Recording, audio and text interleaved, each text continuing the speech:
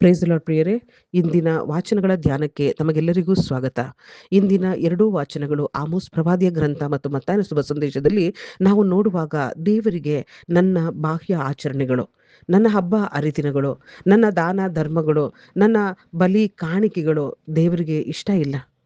ದೇವರಿಗೆ ಇಷ್ಟ ಇಲ್ಲ. ದೇವರಿಗೆ ಇಷ್ಟ ನ್ಯಾಯ, ನೀತಿ ಮತ್ತು ನನ್ನ ಅಂತರಂಗದ ಬದಲಾವಣೆ. ಪ್ರಿಯರೇ, ಈ ವಚನಗಳಲ್ಲಿ ನಾವು ನೋಡ್ತೀವಿ, ಬಾಹ್ಯ ಆಚರಣೆಗಳಿಗಿಂತ ಅಂತರಂಗದ ಬದಲಾವಣೆ ದೇವರಿಗೆ ಎಷ್ಟು ಮುಖ್ಯವಾಗಿದೆ ಅನ್ನೋದನ್ನ. ಆಮೋಸ್ ಪ್ರವಾದಿಯ ಗ್ರಂಥದಲ್ಲಿ ನಾವು ನೋಡುವಾಗ, ಇಸ್ರಾಯೇಲ್ ಜನ ಶ್ರೀಮಂತರಾಗಿದ್ರು, ಚೆನ್ನಾಗಿತ್ತು, ಅಲ್ಲಿ ಯಾವುದೇ ರೀತಿ ಕೊರತೆ ಇರಲಿಲ್ಲ. ಆದರೆ ಆ ಒಂದು ಸಮಾಜದಲ್ಲಿ ಅನ್ಯಾಯ, ಬಡವರ ಶೋಷಣೆ ಹೆಚ್ಚಾಗಿದೆ. ಅವರು ದೇವಾಲಯಗಳಿಗೆ ಹೋಗ್ತಾ ಇದ್ದಾರೆ, ಬಲಿ ಕಾಣಿಕೆಗಳನ್ನು ಅರ್ಪಿಸ್ತಾ ಇದ್ದಾರೆ, ಹಬ್ಬ ಹರಿದಿನಗಳನ್ನು ಮಾಡ್ತಾ ಇದ್ದಾರೆ. ಆದರೆ ಅವರ ಜೀವನ, ಅವರ ಅಂತರಂಗ ದೇವರ ದೃಷ್ಟಿಯಲ್ಲಿ ಸರಿ ಇರಲಿಲ್ಲ ಪ್ರಿಯರೇ. ಹಾಗಾಗಿ ದೇವರು ಹೇಳ್ತಾ ಇದ್ದಾರೆ, ವಚನ 14 ಉಳಿತನ್ನ ಹುಡುಕ್ರಿ, ಕೆಟ್ಟದನ್ನಲ್ಲ. ನೀವು ಕೇವಲ ಈ ಧಾರ್ಮಿಕವಾಗಿ ಏನ್ ಕಾಣಿಸ್ಕೊಳ್ತಾ ಇದ್ದೀರೋ ಅದು ಬೇಡ. ನನಗೆ ಬೇಕು ನೀವು ಪ್ರೀತಿಸುವ ಒಂದು ನಿಜವಾದ ಒಂದು ಭಕ್ತಿ, ಒಳ್ಳೆಯದನ್ನ ಪ್ರೀತಿಸುವಂತ ಒಂದು ಭಕ್ತಿ. ಅವ್ರು ಮಾಡುವಂತ ಹಬ್ಬ ಹರಿದಿನಗಳನ್ನ ತಿರಸ್ಕಾರ ಮಾಡ್ತಾ ಇದ್ದಾರೆ. ದೇವರು, ನಿಮ್ಮ ಯಜ್ಞಗಳು, ಹಾಡುಗಳು ನನಗೆ ಬೇಡ, ಸಂಪೂರ್ಣವಾಗಿ ನಾನು ದ್ವೇಷ ಮಾಡ್ತಾ ಇದ್ದೀನಿ ಅಂತ ಹೇಳ್ತಾರೆ. ಅದಕ್ಕೆ ಬದಲಾಗಿ ನ್ಯಾಯವು ಪ್ರವಾಹದಂತೆ, ನೀತಿಯು ಭತ್ತದ ತೊರೆಯಂತೆ ಹರಿಯಲಿ ಅಂತ ಹೇಳ್ತಾ ಇದ್ದಾರೆ. ಪ್ರೇರೆ, ಇಲ್ಲಿ ನಾವು ಶುಭ ಸಂದೇಶದಲ್ಲಿ ನೋಡುವಾಗ, ಯೇಸು ಸ್ವಾಮಿ ಆ ದೆವ್ವ ಹಿಡಿದ ಇಬ್ಬರು ವ್ಯಕ್ತಿಗಳನ್ನ ಅವರು ಗುಣಪಡಿಸಿದಾಗ, ಅವರನ್ನ ವಿಮೋಚಿಸಿದಾಗ, ಆ ದೆವ್ವಗಳಿಂದ ಅವರನ್ನ ಬಿಡುಗಡೆ ಮಾಡಿದಾಗ, ಆ ಊರಿನ ಜನ ಅಲ್ಲಿ ಬಂದು ಯೇಸುವನ್ನ ಹೊರಟು ಹೋಗಲು ಹೇಳ್ತಾ ಇದ್ದಾರೆ ಪ್ರಿಯರೇ. ಇಲ್ಲಿ ನಾವು ನೋಡ್ತೇವೆ, ಆ ಜನಗಳಿಗೆ ರಕ್ಷಣೆ ಮಾಡಿದ ಆ ಇಬ್ಬರು ವ್ಯಕ್ತಿಗಳನ್ನ ನೋಡ್ತಾ ಇಲ್ಲ ಅವರು. ಆ ವ್ಯಕ್ತಿಗಳ ಒಳಗಿದ್ದ ದೆವ್ವ ಹಂದಿಗಳ ಹಿಂಡಿಗೆ ಹೋಗಲು ಬೇಡಿಕೊಂಡಾಗ ಯೇಸು ಅಪ್ಪಣೆ ಕೊಟ್ಟರು.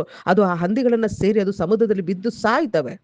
ಆಗ ಆ ಜನ ಬಂದು ತಮಗಾದ ಒಂದು ಆರ್ಥಿಕ ನಷ್ಟ, ಆ ಹಂದಿಗಳ ಹಿಂಡು ಹೋಗಿ ಸಮುದ್ರಕ್ಕೆ ಬಿದ್ದುಕೊಂತಲ್ಲ, ಅವ್ರಿಗಾದ ಆ ಲಾಸ್ ಅನ್ನ ನೋಡ್ತಾ ಇದ್ದಾರೆ ಹೊರತು ಅಲ್ಲಿ ನಿಜವಾದ ಒಂದು ಬಿಡುಗಡೆ, ಯೇಸು ಕ್ರಿಸ್ತರು ನಿಜವಾದ ಒಂದು ನ್ಯಾಯವನ್ನು ಅವ್ರು ನೋಡ್ಲಿಲ್ಲ.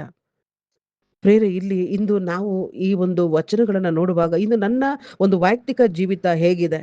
ನಾನು ಕೂಡ ಇಸ್ರಾಯೇಲ್ ಮಕ್ಕಳಂತೆ ಆ ಊರಿನ ಜನಗಳ ಹಾಗೆ ಹಣದ ಹಿಂದೆ ಇದ್ದೇನ, ಲೋಕದ ಹಿಂದೆ ಇದ್ದೀನ, ನನ್ನ ಸ್ವಾರ್ಥದ ಹಿಂದೆ ಇದ್ದೀನ, ನಾನು ನಷ್ಟ ಈ ಆಗುತ್ತೆ ಅನ್ನುವಂತ ಒಂದು ಇದು ಯೋಚನೆಯಿಂದ ಯೇಸು ಕ್ರಿಸ್ತರನ್ನ ನಾನು ಅಂಗೀಕರಿಸ್ತಾ ಇಲ್ವಾ? ಪ್ರೇರೆ, ಭಕ್ತಿ ಅಂದ್ರೆ ಕೇವಲ ಒಂದು ಹಬ್ಬ ಮಾಡೋದಲ್ಲ.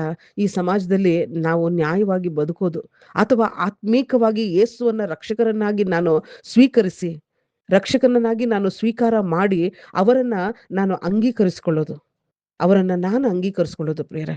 ಅಂತರಂಗದಲ್ಲಿ ಯೇಸು ನನಗೆ ಏನಾಗಿದ್ದಾರೆ? ನನ್ನನ್ನ ಬಿಡಿಸಿದ ನನ್ನ ವಿಮೋಚಕ. ಇಂದು ನನ್ನ ಈ ಧಾರ್ಮಿಕ ಕ್ರಿಯೆಗಳಲ್ಲ, ನನ್ನ ಹೃದಯದ ಸ್ಥಿತಿ, ಇತರರೊಂದಿಗೆ ನನ್ನ ಸಂಬಂಧ ಹೇಗಿದೆ?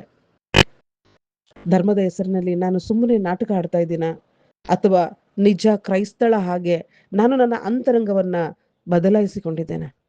ಯೇಸು ಕ್ರಿಸ್ತರು ಈ ಲೋಕಕ್ಕೆ ಬಂದಿದ್ದು ನನಗೆ ಹಣ, ಆಸ್ತಿ, ಮದುವೆ, ಮಕ್ಕಳು ಅಥವಾ ಭೌತಿಕವಾದ ಆಶೀರ್ವಾದ ಕೊಡೋದಕ್ಕೆ ಅಲ್ಲ. ಬದಲಾಗಿ ಪಾಪದಿಂದ ನನ್ನನ್ನು ಬಿಡಿಸಿ ನೀತಿವಂತಳನ್ನಾಗಿ ಮಾಡಿ ತಂದೆ ದೇವರ ಮುಂದೆ ಮಗನು ಮಗಳಾಗಿ ನಿಲ್ಲಿಸಲು ಪ್ರಿಯರೇ. ಈ ಒಂದು ಆತ್ಮೀಕ ಸತ್ಯಗಳನ್ನ ನಾವು ಅರಿತುಕೊಳ್ಳೋಣ. ನನ್ನ ಜೀವಿತದ ಆದ್ಯತೆ ಏನಾಗಿದೆ, ಯಾರಾಗಿದ್ದಾರೆ ಅನ್ನೋದನ್ನ ನಾವು ಧ್ಯಾನಿಸೋಣ. Price the lord.